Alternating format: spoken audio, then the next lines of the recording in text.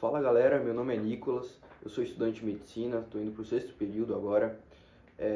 No 5º período eu tive a matéria de reumatologia, gostei bastante e eu pretendo ajudar vocês nessa série de vídeos.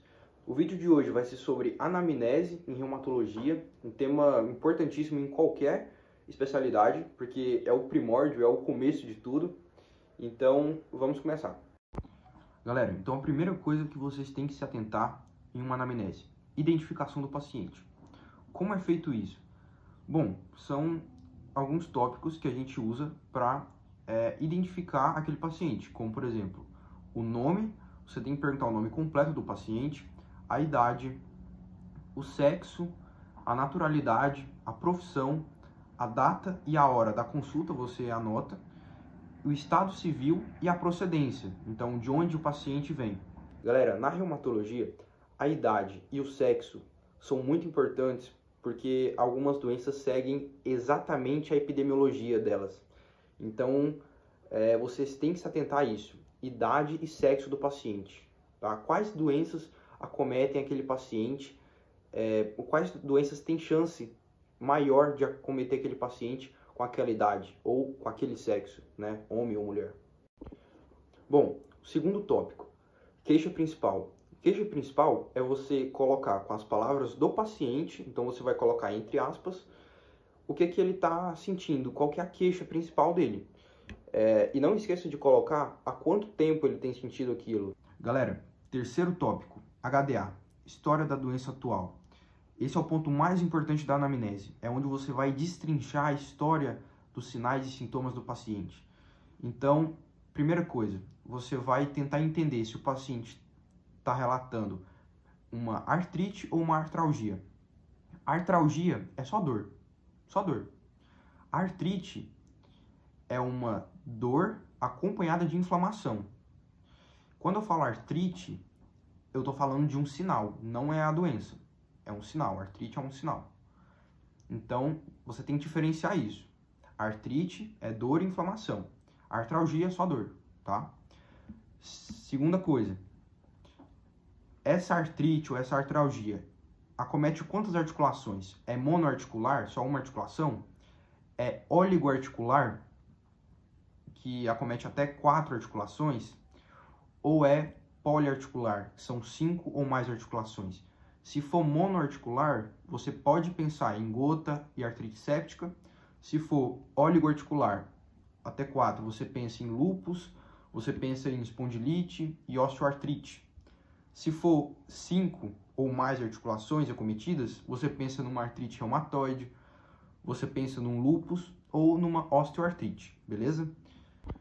Bom, e não esqueça de falar também o local que está sendo acometido, a localização. Então, você fala, além da localização, o lado, se é o lado esquerdo ou o lado direito do paciente, para a gente saber se é simétrico ou não. Também pode ser os dois, né? Pode ser os dois lados. Sobre o início, você tem que perguntar ao paciente se aqueles sinais, aqueles sintomas apareceram de maneira súbita, ao longo de dias, ou se foi uma coisa mais gradual, mais demorada. Se for um início súbito, ou melhor, se for um início agudo, que pode ser súbito ou ao decorrer dos dias, você pode pensar em gota, em febre reumática, bursite aguda e artrite séptica. Alguns exemplos, né? Se for início insidioso, ou seja, um início gradual de aparecimento dos sintomas, o que a gente considera gradual? Ao longo de semanas ou ao longo dos meses, tá? Você pode pensar numa artrite reumatoide, osteoartrite, lúpus, espondilite anquilosante e artrite tuberculosa, certo? Alguns exemplos também. Você também tem que perguntar para o paciente se é uma dor constante ou intermitente, tá? O que é uma dor constante? É que não tem alívio, que o paciente sente dor o tempo inteiro, sem intervalo de descanso.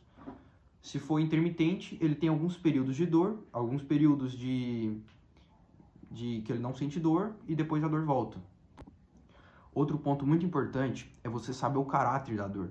Se a dor tem um caráter inflamatório, ela tem uma rigidez maior que 2 horas. Então, no período da manhã, a gente chama de rigidez matinal prolongada. Então, no período da manhã, o paciente acorda e ele vai ficar mais ou menos 2 horas rígidos, os movimentos rígidos, com dificuldade de fazer os movimentos naquela articulação acometida, né? Outro ponto do caráter inflamatório, a dor, ela melhora com o movimento, tá? A gente pode citar, por exemplo, a artrite reumatoide, que é a mais famosa, né, a mais comum, ou espondilite anquilosante, por exemplo. Caráter mecânico. Galera, caráter mecânico ao contrário. A dor, a rigidez matinal, ela é menor, ela dura menos que 2 horas. A dor, ela piora com o movimento. Então, o paciente começa a movimentar, começa a doer mais ainda aquela articulação. E ele tem rigidez no começo do movimento, né? Porque dói durante o movimento. Gente, então eu tô deixando aqui em cima um molde, assim, um esqueleto para você utilizar como referência. Na hora que você for fazer os seus prontuários, você usa essa referência que eu tô deixando aí em cima, a referência da HDA.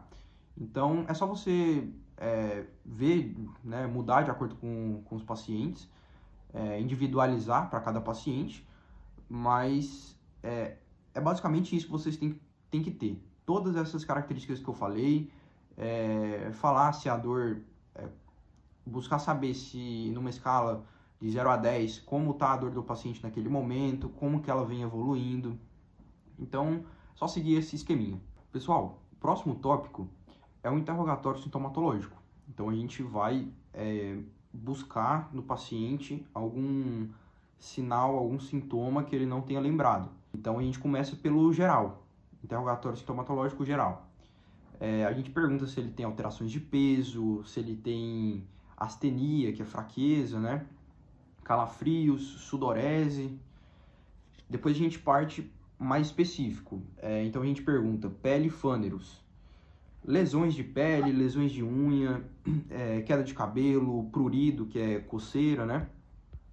Depois a gente vai para a cabeça. O paciente está sentindo dor de cabeça, cefaleia, tontura, vertigem.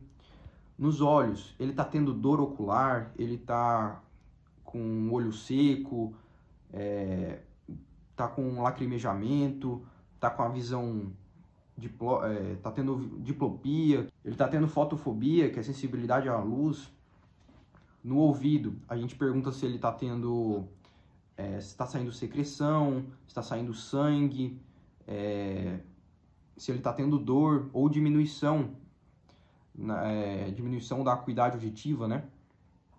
No nariz, a gente pergunta se o paciente está tendo dor no nariz, epistaxe, que é a saída de sangue, saída de secreção pelo nariz, coriza, se ele está tendo alteração do cheiro, né? Na cavidade bucal e anexo, a gente pergunta se ele está tendo halitose,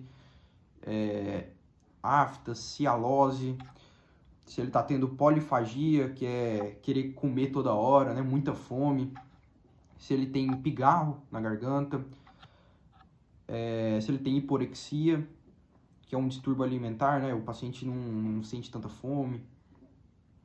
Vasos e linfonodos. Então, perguntar se o paciente está tendo adenomegalia, se ele está sentindo pulsações, turgência jugular. Mamas, no caso das mulheres, então a gente vai perguntar se ela sente dor nas mamas, se ela percebeu algum nódulo, alguma secreção saindo pelas mamas. Sistema cardiovascular, a gente pergunta se o paciente está tendo alguma dor na região do pré-córdio, né? Na região do coração, palpitação, se ele está tendo síncope, que é desmaio, né? Lipotímia, edema, ortopneia. Sistema respiratório, a gente pergunta se ele tem dispneia, dificuldade para respirar, tosse, expectoração, chiado, hemoptise, que é a saída de vômito, né? Vomitar sangue.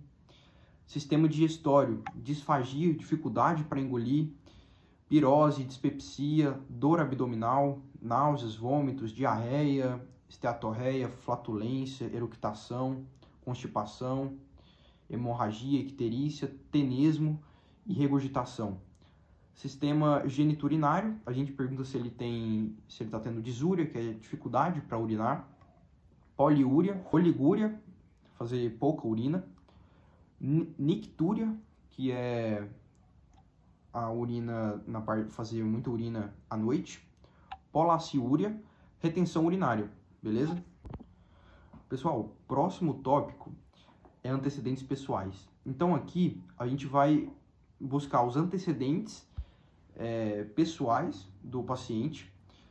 Então a gente vai perguntar sobre doenças prévias, por exemplo, diabetes e hipertensão, que são as mais comuns, alergias, vacinações, lembrar de perguntar sobre Covid, né?